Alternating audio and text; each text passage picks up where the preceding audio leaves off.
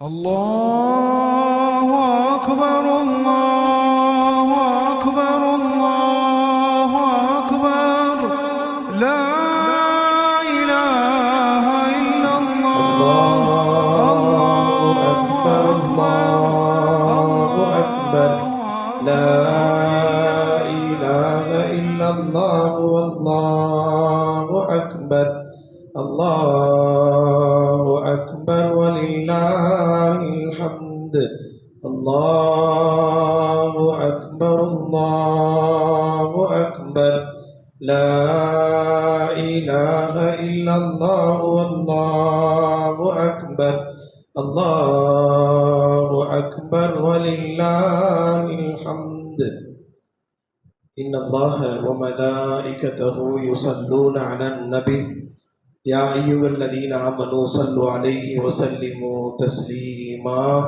اللهم صل على سيدنا محمد وعلى آل سيدنا محمد وبارك وسلم عليه اللهم صل على سيدنا محمد وعلى آل سيدنا محمد وبارك وسلم عليه اللهم صل على سيدنا محمد وعلى آل سيدنا محمد الذي قرنت البركة بذاته ومحياه وتعطرت الأوالم بطيب ذكره ورياه. பள்ளியினுடைய இடதுபுறத்திலேயும் பாய் விரிக்கப்பட்டிருக்கிறது.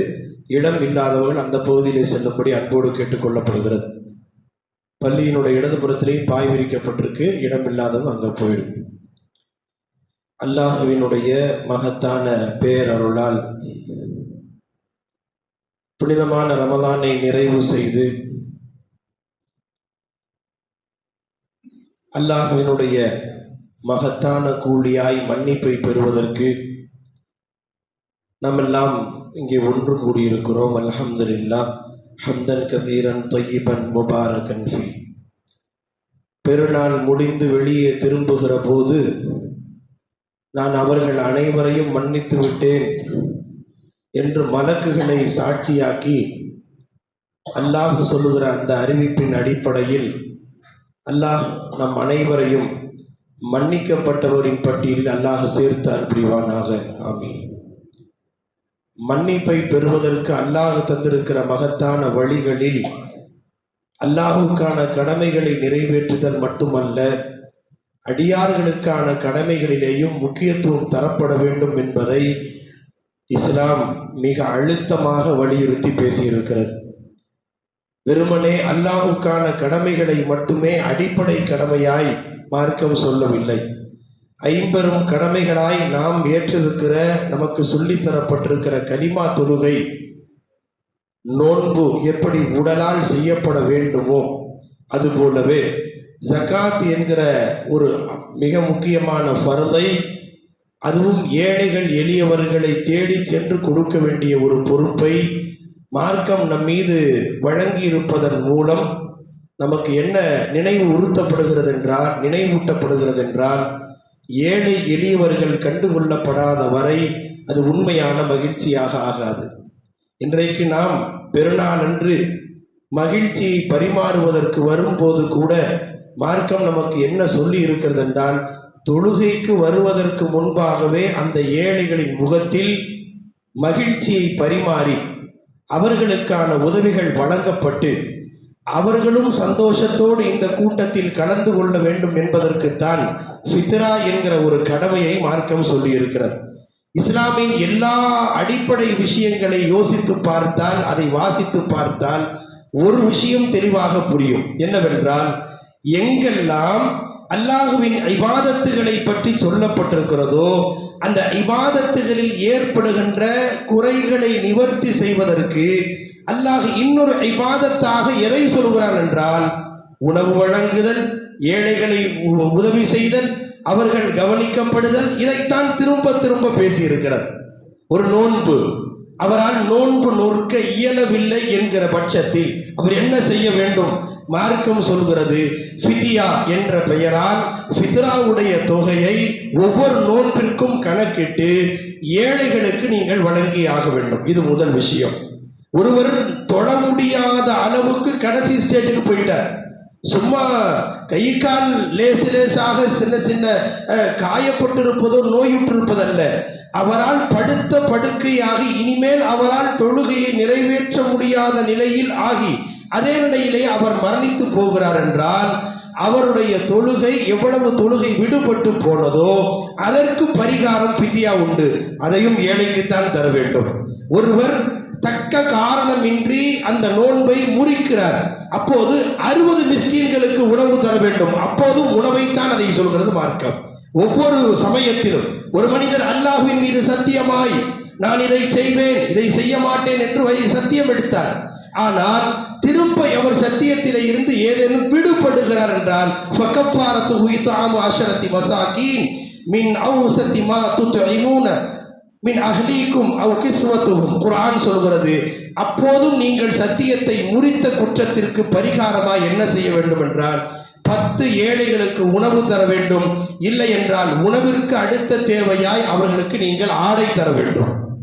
எல்லா சமயத்திலேயும் திரும்ப திரும்ப ஒரு பெருநாளை ஈதுல் அத்ஹாவை குர்பானியை நிறைவேற்றுகிற போது என் வீட்டில் ஆடு அறுப்பதற்கும் குர்பானியை நிறைவேற்றுவதற்கும் வாய்ப்பு கிடைத்திருக்கிறது என்று தனக்குள் அவன் சுற்றி கொண்டால், அதை முடித்து கொண்டால் அது ஒரு உண்மையான இறை நம்பிக்கையாரின் அடையாளம் அல்ல.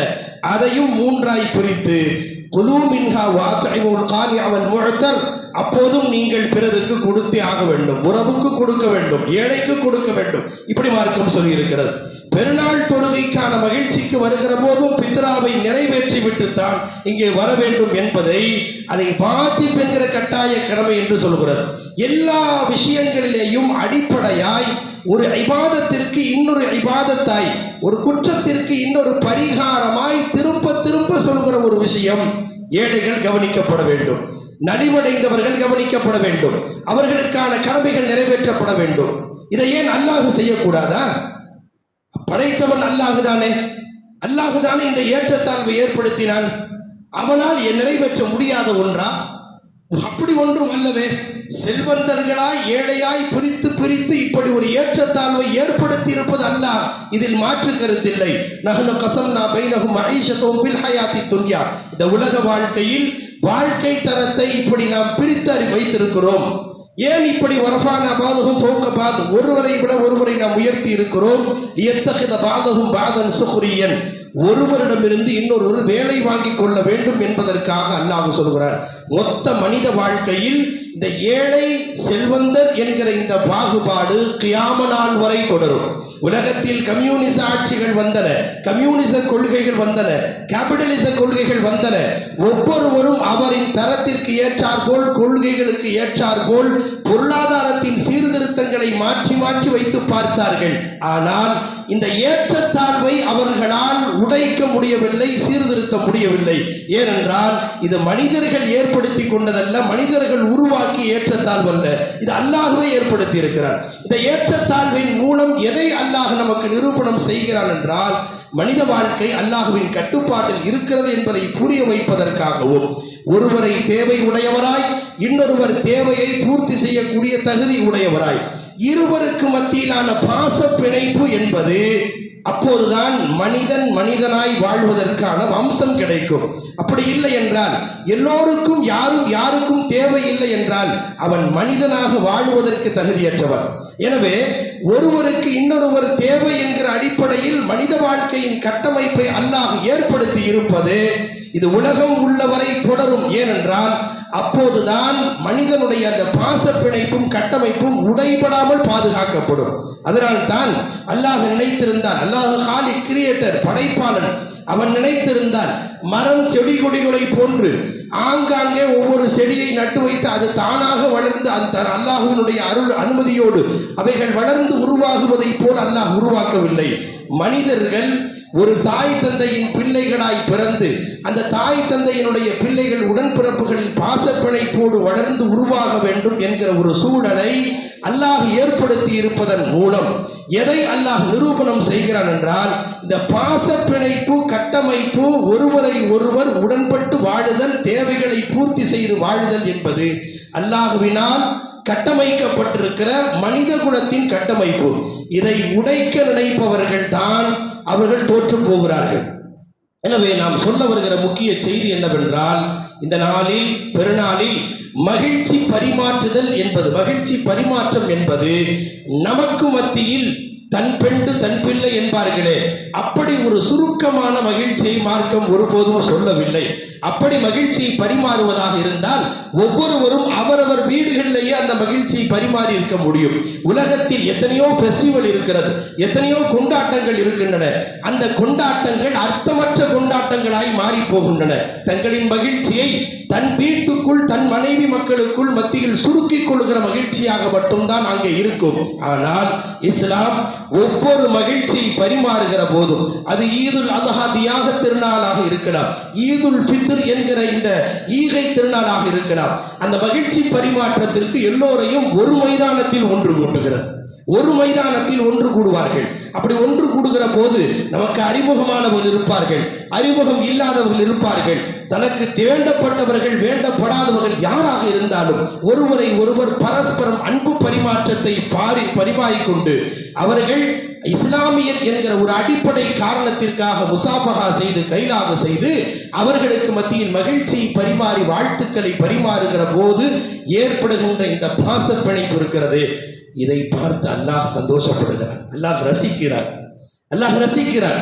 எனவே இந்த நாளில் எந்த அளவுக்கு அல்லாஹ் இந்த நாளினுடைய முக்கியத்துவத்தை உணர்த்தப்பட்டிருக்கிறது என்றால், தன்னுடைய கடமைகளில் சிலவற்றை கூட அல்லாஹ் செய்ய வேண்டாம் என்று நபியின் வாயாலேயே அதை செயல்படுத்த வைத்து விட்டார். எல்லா நாட்களிலேயும் பெருநாள் அன்று, பெருநாளுக்கு அல்லாத மற்ற நாட்களில் இஷ்ராக் தொழுகை உண்டு, துஹாவுடைய தொழுகை உண்டு.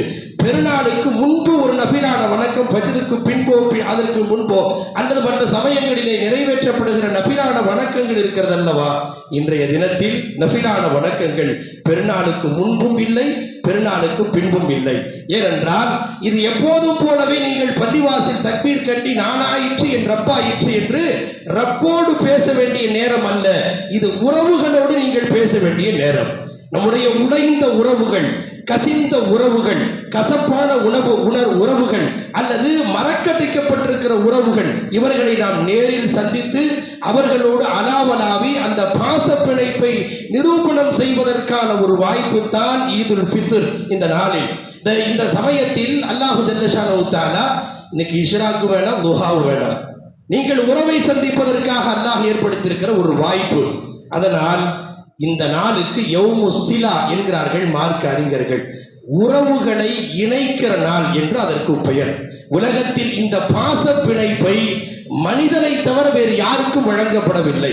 உலகத்தில் ஒரு தாய் குருவி அல்லது ஒரு தாய் பறவை தன்னுடைய குஞ்சுகளை முட்டையிட்டு குஞ்சு பொரித்து அதை உருவாக்கும். கொஞ்சம் கொஞ்சமாய் தன் வாயினுடைய அலகுகளால் உணவு கொடுத்து பரிமாறும். அது எவ்வளவு நாட்கள் தொடரும் தெரியுமா? அந்த குஞ்சு பறவை கொஞ்சம் பெரிதாகி தன்னுடைய இரையை தானே தேடுகிற அளவுக்கு வளர்ந்ததற்கு பிறகு எந்த தாய் பறவை தன் குஞ்சுக்கு அழகால் உணவு ஊட்டியதோ அதுவே தன்னுடைய அழகால் குத்தி குத்தி வெளியில தள்ளும். என் கடமை முடிஞ்சிச்சு, நீயாச்சு, உன்னுடைய ரப்பாச்சு, என் கடமையை நான் நிறைவேற்றி விட்டேன், அதன் பிறகு இது என்னுடைய குஞ்சு ஆயிற்று, எனக்கு பிறந்த ஜெனரேஷன் ஆயிற்று என்று உலகத்தில் எந்த பறவையும் தன்னுடைய பறவை இனத்தை ஒன்றுக்கொன்று அந்த அலாவலாவிக் கொள்ளக்கூடிய அந்த பாச பிணைப்பு பறவைகளிடம் இல்லை. ஆடு, மாடு, கால்நடைகள், உலகத்தில் எல்லா உயிரினங்களையும் நீங்கள் யோசித்து பாருங்கள். எல்லா உயிரினங்களிலேயும் ஜெனரேஷன் என்கிற இந்த கட்டமைப்பு இல்லை. உலகத்தில் ஒரு யானை தன்னுடைய குட்டி யானையை சற்று வளர்க்கும். அது உருவாகி அது தன்னுடைய இரையை தானாக தன்னுடைய உணவுகளை தேட ஆரம்பித்ததற்கு பிறகு அதோடு முடிந்தது. பாச பிணைப்பு அதோடு முடிந்தது. அந்த குட்டிக்கு இன்னொரு குட்டி பிறந்தது என்றால் இது என்னுடைய பேரக்குட்டி என்று அந்த பாச பிணைப்பை காட்டுவதற்கெல்லாம் உலகத்தில் எந்த உயிரினத்திற்கும் அப்படி ஒரு வாய்ப்பு இல்லை. ஆனால் மனிதர்கள் அப்படி அல்ல. தாம் பையனை மட்டும் வளர்த்து உருவாக்குறது இல்லை. ஒரு பையனுக்கு பையன் பிறந்தா கூட இது என் பேரன்னு சொல்லி சந்தோஷப்படுவோம். மகளுக்கு இன்னொரு மகள் பிறந்தால் இது என் பேத்தி என்று சந்தோஷப்படுவோம். பேத்திக்கு இன்னொரு பிள்ளை பிறந்தாலும் அது என் பேத்திக்கு பிறந்ததுதானன்னு யாரும் நினைக்க மாட்டோம். அது ஏன் ஜெனரேஷன், என் ரத்தம் என்று அந்த பாச பிணைப்பு இருக்கிறது அல்லவா, இது மனிதர்களுக்கு மட்டும் அல்லாஹ் வழங்கி இருக்கிற ஒரு மகத்தான ஒரு வாய்ப்பு. உலகத்தில் எந்த உயிரினமும் எந்த கால்நடையும் தன்னுடைய குட்டிக்கு ஒரு குட்டி பிறந்தால் அப்படி ஒரு பாச பிணைப்பை என்னுடைய தாய் பறவைக்கு பிறந்த உடன்பிறப்புகள், இவர்கள் சகோதரர்கள், சகோதர பறவை அப்படிங்கிற அந்த பாசப்பிணைப்பு உலகத்தில் எங்கும் இல்லை, மனிதர்களுக்கு மட்டும்தான். இது எங்க அத்தா கூட பிறந்தவங்க, இவங்க எங்க அம்மா கூட பிறந்தவங்க. அந்த பாசப்பிணைப்பை அல்லாஹ் மனிதர்களுக்கு மட்டும்தான் அல்லாஹ் ஏற்படுத்தி இருக்கிறார். எந்த உயிரினத்திற்கும் இப்படி ஒரு அமைப்பு இல்லை. அந்த உறவை பேணி பாதுகாப்பதை ஒரு அடிப்படை விஷயமாக மார்க்கம் சொல்லி இருக்கிறது. எந்த அளவுக்கு என்றால் அந்த உறவுகளை பேண தவறியவர்களின் பாவங்கள் இந்த நாட்களில் கூட மன்னிக்கப்படுவதில்லை. அவ்வளவு முக்கியத்துவம் வாய்ந்த விஷயம். சமயங்களில் சில நேரங்களில் உலகத்தில் ஒரு மனக்கசப்பு ஏற்படுவதற்கு பல காரணங்கள் இருக்கலாம். ஒரு அண்ணன் தம்பி பிரச்சனையோ, அக்காள் தம்பி பிரச்சனையோ, உடன்பிறப்பு பிரச்சனையோ, பெற்றோர் பிள்ளை பிரச்சனையோ, அது சொத்து பிரச்சனைக்காக இருக்கலாம், அல்லது சில கௌரவ பிரச்சனைக்காக இருக்கலாம். விருந்து உபசரிப்புக்கு நேரில் அழைக்கவில்லை என்பது காரணத்திற்கு கூட பல சமயங்களில் அந்த உறவுகளில் விரிசல்கள் ஏற்படுவதெல்லாம் இந்த உலகத்தில் இயல்பாக மாறி போய்விட்டது. ஆனால் அந்த தொடர்புகள், அந்த விரிபட்டு போன விரிசலாகி போன உறவுகளை சேர்த்து கொண்டு ஒருவரை ஒருவர் பாச பிணைப்பை காட்ட வேண்டிய தருணம் தான் இந்த பெருநாள்.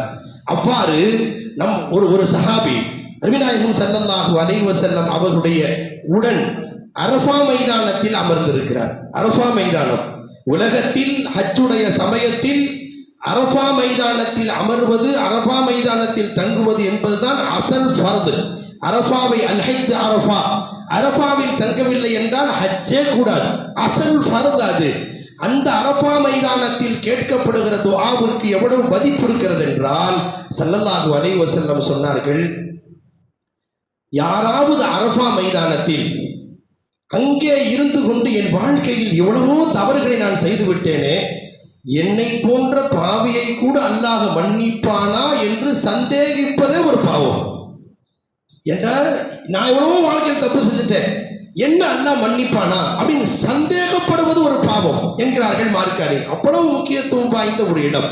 எல்லா பாவமும் சுத்தி கழுகி எடுக்கப்படுகின்ற, அன்று பிறந்த பாடகனாய் மாற்றப்படுகிற அந்த தருணத்தில் அப்துர் ரஹ்மான் இப்னு அபி அவுஃபா ரலியல்லாஹு அன்ஹு அவர்கள் சொல்கிறார்கள், ஸல்லல்லாஹு அலைஹி வஸல்லம் அங்க இருந்து ஒரு பொது அனௌன்ஸ்மெண்ட் பண்ணார்.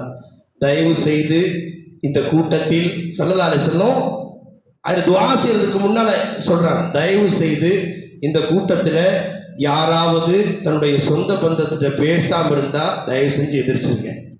யோசிச்சு பாருங்க எவ்வளவு முக்கியத்துவம் வாய்ந்த ஒரு இடம் அது. அரஃபா மைதானத்தில் கேட்கப்படுகிற துஆ கபூல் ஆகும். அவ்வளவு முக்கியத்துவம். அது ஹஜ்ஜுடைய சமயம். கேட்பது யார் தெரியுங்களா? ஸல்லல்லாஹு அலைஹி வஸல்லம். ஆமீன் சொல்றது யார் தெரியுங்களா? நம்மல்ல, சஹாபாக்கள். எவ்வளவு உயர்ந்த சஹாபாக்களின் ஆமீனும் யாருடைய துஆவும் கிடைக்க போகிறது. எந்த புனிதமான இடம்.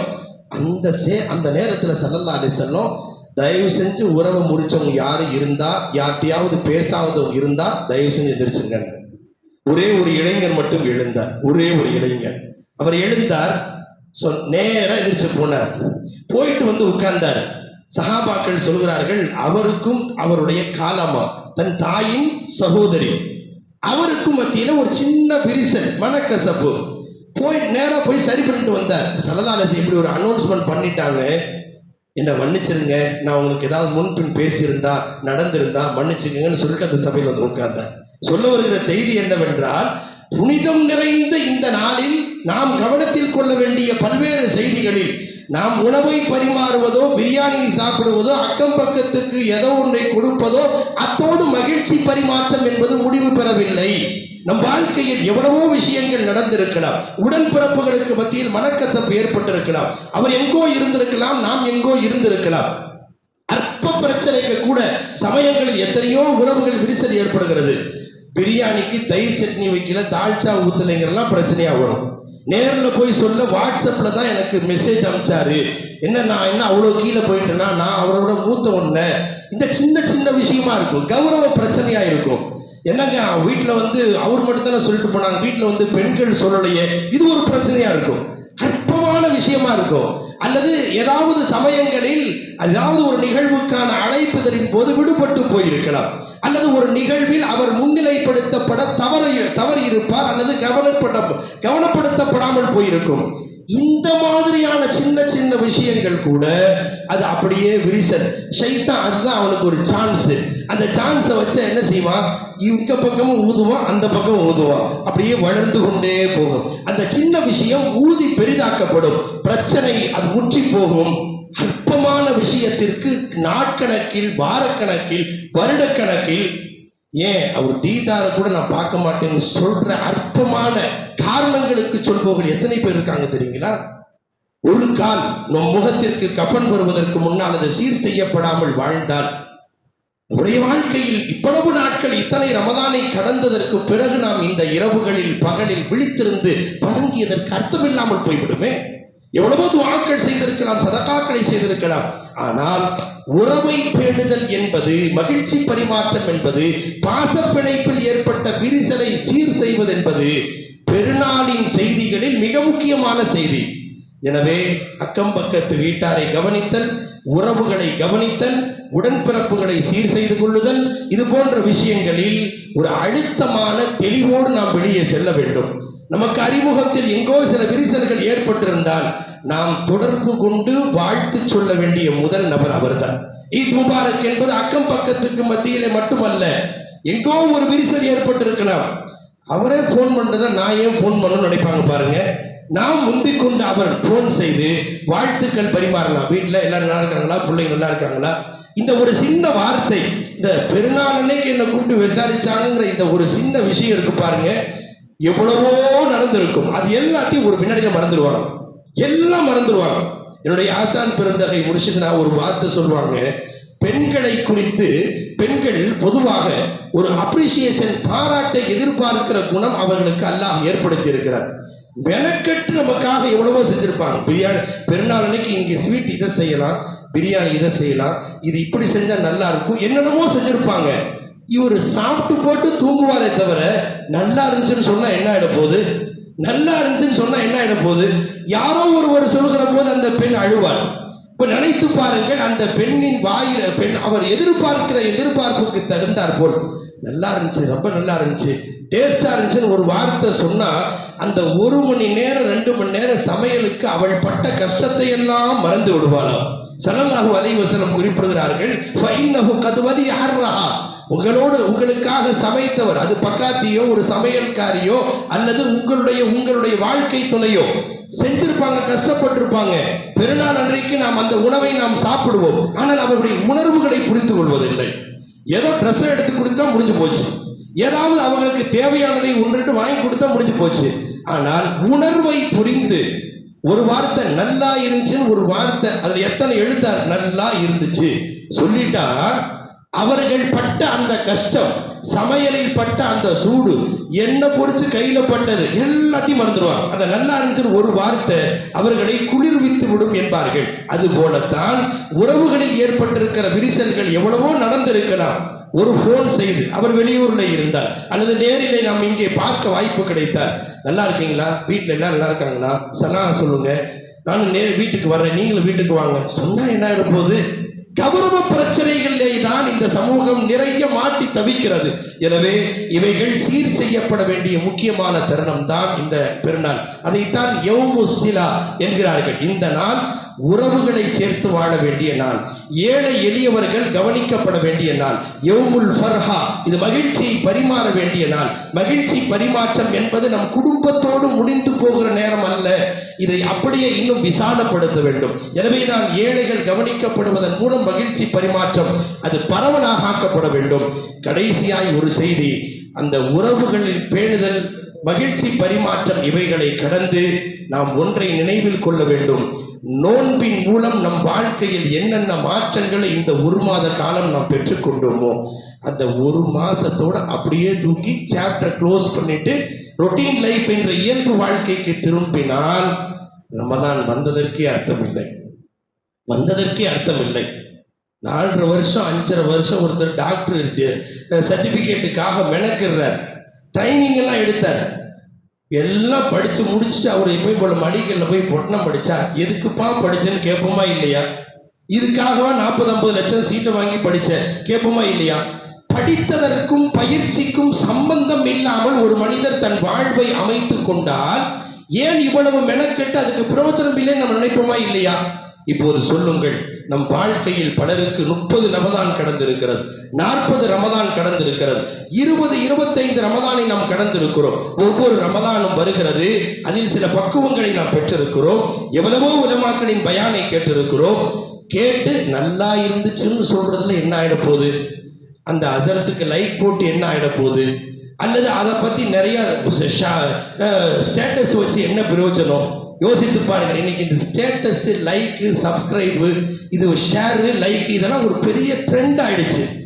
அது ஏதோ ஒரு பெரிய செல்ஃபி மோகம், ஷேர் மோகம், லைக் மோகம் பிரம்மாண்டமாக ஆகிவிட்டது. அது மிகப்பெரிய பேராபத்து என்பதை புரிந்த பாடில்லை. 4 பேர் சேர்ந்து அந்த பெருநாளைக்கு ஒரு போட்டோ எடுத்து இது எத்தனை லைக் வந்திருக்கிறது, எத்தனை ஷேர் வந்திருக்கிறது, போதாக்குறைக்கு கட் அவுட்டுகள் வேறு. இது எவ்வளவு பெரிய பேராபத்து என்று புரிந்த பாடில்லை. சின்ன சின்ன உதவிகளை கூட ஒரு போட்டோ எடுத்து இதை நான் இந்த ஏழைக்கு 10 ரூபாய் கொடுத்ததுக்கு அவர் 1000 லைக்குகளை பெறுகிறார். எவ்வளவு அர்த்தமில்லாமல் நடந்து கொள்ளக்கூடிய அந்த அணுகுமுறைகள் தவிர்க்கப்பட வேண்டும் என்பதை சொல்லுகிற இந்த பெருநாள் செய்தியாய் சொல்லுகிற அதே சமயம் ஒன்றை நினைவில் வையுங்கள். மனிதன் மனிதனாய் வாழ்வதற்கு அல்லாஹ் தந்திருக்கிற பெருநாள் செய்தி என்ன தெரியுங்களா?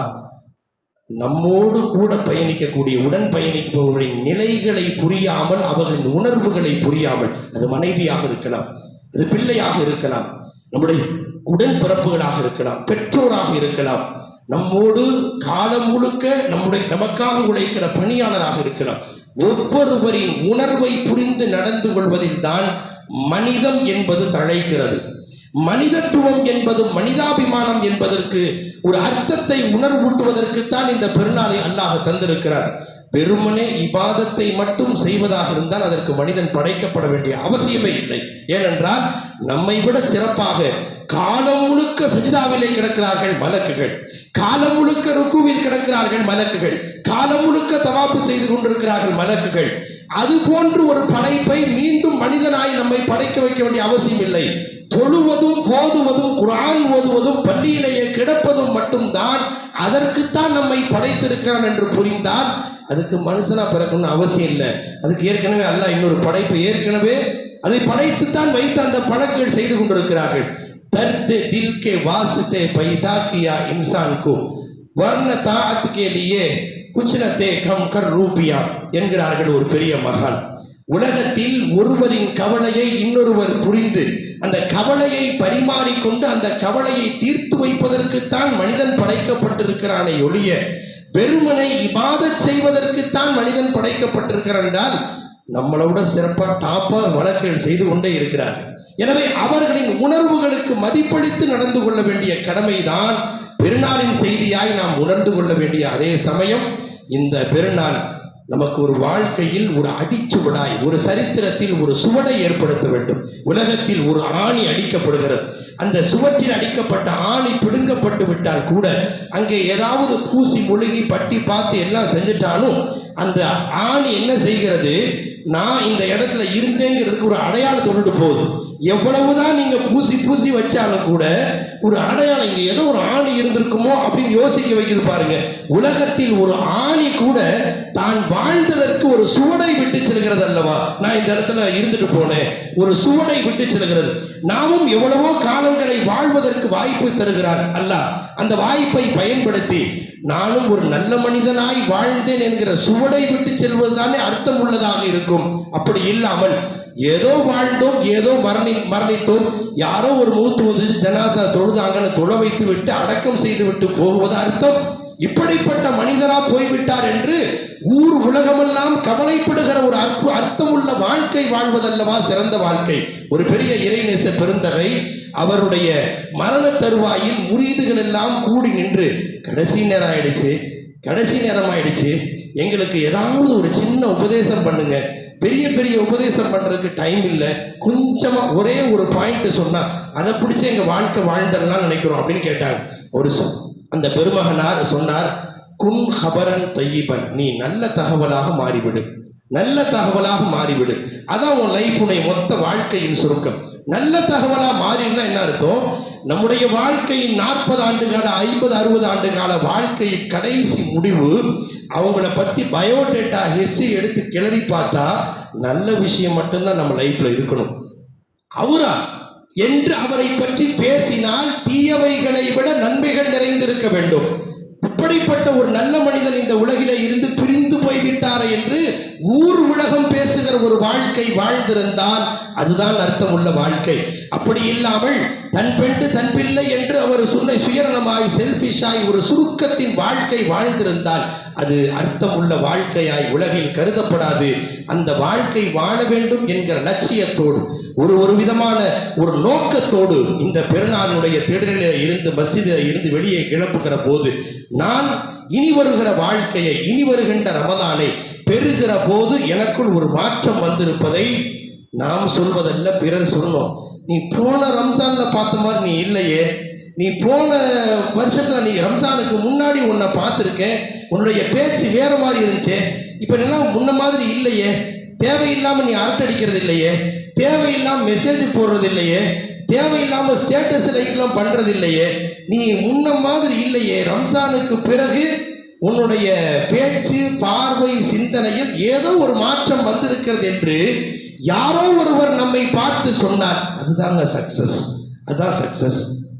ரம்ஜான் முடிஞ்சிருச்சா? முடிஞ்சா அப்புறம் அவ்வளவுதான், சைத்தான் எல்லாம் அவுத்து விட்டது மாதிரி தான் அப்படின்னு சொல்ற மாதிரி இருந்தா அந்த ரமலான் வந்ததிலிருந்து பெற வேண்டிய பலனை நாம் பெறவில்லை என்பதாக ஆகிவிடும். பரிசீலனை செய்வோம், ஒரு நல்ல முடிவுக்கு வருவோம். அல்லாஹ் நம்முடைய வாழ்வை அல்லாஹ் ரசூலுக்கு பொருத்தமான வாழ்வாக அமைத்து தருவானாக. வ ஆகிரு தஅவானா அல்ஹம்துலில்லாஹி ரப்பில் ஆலமீன்.